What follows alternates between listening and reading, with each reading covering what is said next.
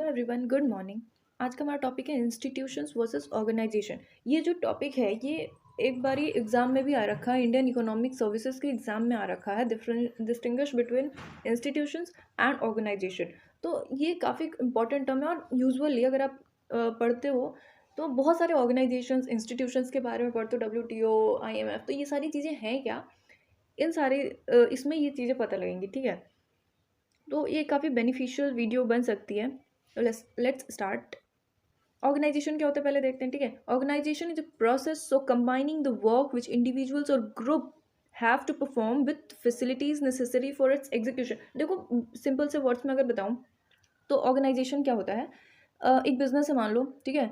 एक कंपनी का ओनर है, एंटरप्रेन्योरशिप में जैसे ओनर है उसका बिजनेस का। उसने क्या करा, स्टार्ट कैसे करा था, पहले खुद से करा उसने। एक काम करना, पहले उसने अपने स्किल्स पे काम करा होगा, उसके बाद अब उसको एग्जीक्यूट करना है उस चीज़ को, तो दो लोगों को और लेके आया उसको, क्योंकि अकेले नहीं हो सकता। तो अब दो लोग हैं और ये खुद भी है, तो अब अपना ये काम डिवाइड कर देगा। अब इतने से भी नहीं हो रहा और बड़ा हो गया, तो और लोग आएंगे और लोग आएंगे, तो ऐसे ये वर्क जो है वो डिवाइड होते जाएंगे। अब एक इंसान काम नहीं कर रहा है, इस ऑर्गेनाइज ये फिर धीरे धीरे करके एक ऑर्गेनाइजेशन बन जाएगा, बिजनेस ऑर्गेनाइजेशन बन जाएगा, ठीक है। ऑर्गेनाइजेशन में बेसिकली होता ही यही है कि एक पर्टिकुलर गोल होता है और वो डिवाइडेड होता है। मतलब पर्टिकुलर एक गोल है और इसी काम को इस जितने भी लोग हैं उन सबको करना है, एक ही काम, गोल एक ही है, काम बस डिवाइडेड है। जैसे ये मार्केटिंग कर रहे हैं, मान लो गोल है कि 10 लाख प्रोडक्ट्स सेल करने हैं, ठीक है।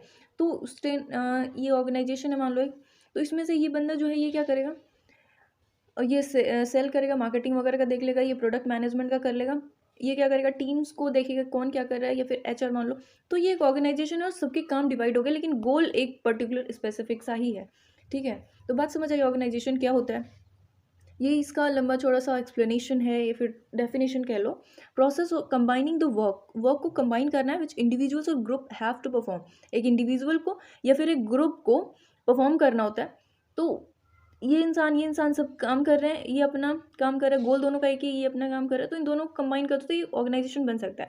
Have to perform with the facilities necessary for its execution, that the duties to perform provide the best channels for the efficient, systematic, positive and coordinated application of the available effort। ये हो सकता है बहुत difficult सा लगे definition, तो simple words में आपको चीज़ें समझ आ रखी है ना। Organisation helps in efficient utilisation of resources. ये एफिशिएंटली रिसोर्स जो है ये यूटिलाइज हो जाता है by dividing duties of various persons.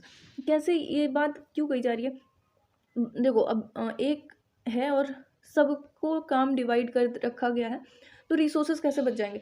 सबका काम डिवाइडेड और सबको पता है, तो ये काम जो कर रहा है वो कहीं ये काम सेम ये इंसान भी ना करते, ठीक है। तो दो बारी हो जाएगा, डुप्लीकेशन वगैरह आ जाएगा, दो बारी काम हो गया एक ही। तो ये सब नहीं होता अगर ऑर्गेनाइजेशन है तो, क्योंकि सबको अपनी चीज़ें पता होती है, सबको डिवाइड किया गया होता है कि आपको ये काम, को ये काम करना है। तो यहाँ पे कोई प्रॉब्लम नहीं होती है, रिसोर्सेज का यूटिलाइजेशन होता है। और चीज़ें अगर देखें, authority and responsibility is fixed at various levels पे, अलग अलग, जैसे अभी बताया यहाँ यहाँ ऐसे। तो इन सबको अपनी अपनी अथॉरिटी अपने अपने लेवल पे मिली होती है, ठीक है। और रिस्पॉन्सिबिलिटी भी होती है fixed at various levels. It is an official group of people, official group of people होता है, फॉर एग्जाम्पल पॉलिटिकल पार्टी भी हो सकती है, ठीक है। एक ऑफिशियल ग्रुप ऑफ पीपल होता है ये।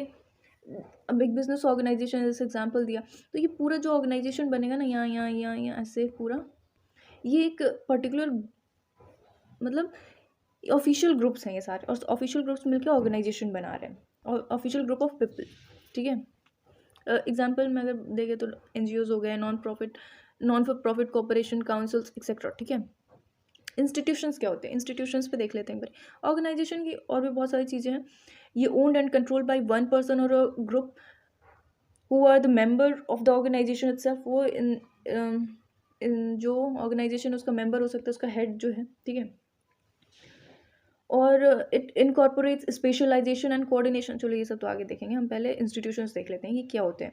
Institution is a complex integrated organisation of collective behavior established in a social heritage and meeting some special persistent need or want।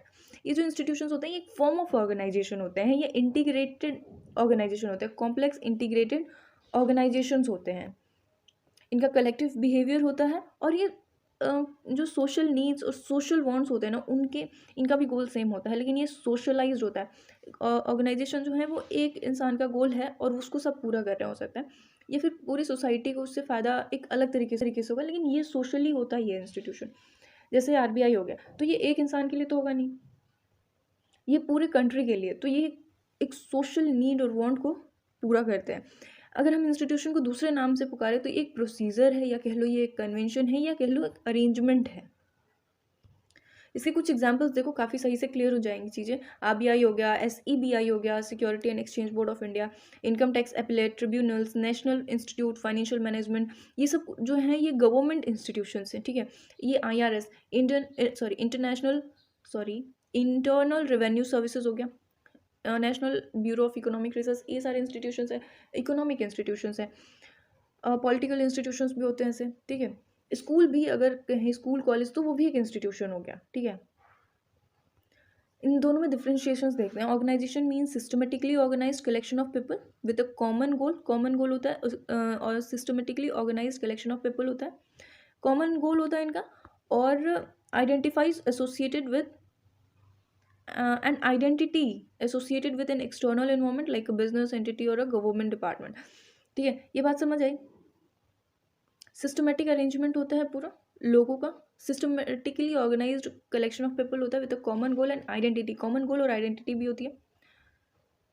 Associated with an external environment like a business entity और a government department.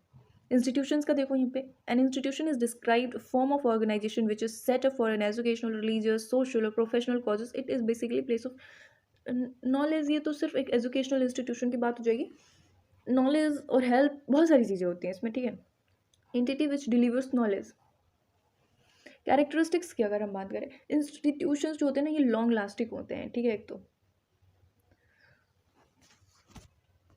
Institution को अगर एक और तरीके से समझना हो तो हम ये भी कह सकते हैं कि इंस्टीट्यूशन जो होता है, ये एक स्ट्रक्चर ऑफ सोसाइटी होती है जो कि ऑर्गेनाइज्ड होती है to meet the needs of people mainly through well established procedures, ठीक है। तो एक और चीज़ पता लगी, मतलब थोड़ा क्लियर हुआ होगा यहाँ से, आई होप सो। इनके कैरेक्टरिस्टिक्स देखते हैं। ऑर्गेनाइजेशन में डिवीज़न ऑफ लेबर होता है, जैसे अभी मैंने बताया ही कि ओनर इसने सबको डिवाइड कर रखा है, तो डिवीज़न ऑफ लेबर हो गया, सबका गोल स्पेसिफिक सा है लेकिन सबका काम डिवाइडेड है, एक्टिविटीज़ सबकी जो है डिवाइडेड है। कोऑर्डिनेशन भी रहता है इनमें, पूरा फुल कोऑर्डिनेशन होता है। जितने भी लोग हैं इन सब में कोऑर्डिनेशन पूरा अच्छा वाला होगा, सबको पता होगा कि कौन क्या कर रहे हैं क्या नहीं। कॉमन ऑब्जेक्टिव, एक ही गोल होता है, ठीक है। कोऑपरेशन रिलेशनशिप, कोऑपरेटिव रिलेशनशिप्स भी होते हैं इनमें। रिलेशनशिप जो है ना वो भी सही होते हैं, एक दूसरे से अच्छे से बात करना एंड ऑल, ठीक है। और काम के बारे में भी, मतलब इन्वायरमेंट पॉजिटिव सा होता है बिल्कुल। ऑप्टिमम यूटिलाइजेशन ऑफ रिसोर्सेज, अभी मैंने बताया कि ऑप्टिमली मतलब रिसोर्सेज पूरे सही से यूटिलाइज होते हैं। Well defined authority, responsibility, relationships. Responsibility सबकी कैरेक्टराइज होती है, मतलब पता होता है कि क्या किसको क्या करना है और क्या नहीं करना है। और अथॉरिटी भी मिली होती है एक एक लेवल पे, जैसे यहाँ पे तो इसको अथॉरिटी मिली है इन 4 लोगों को संभालने की, इस इंसान को अथॉरिटी मिली है इन सबको संभालने की, ठीक है। तो ऐसी चीज़ें चलती हैं।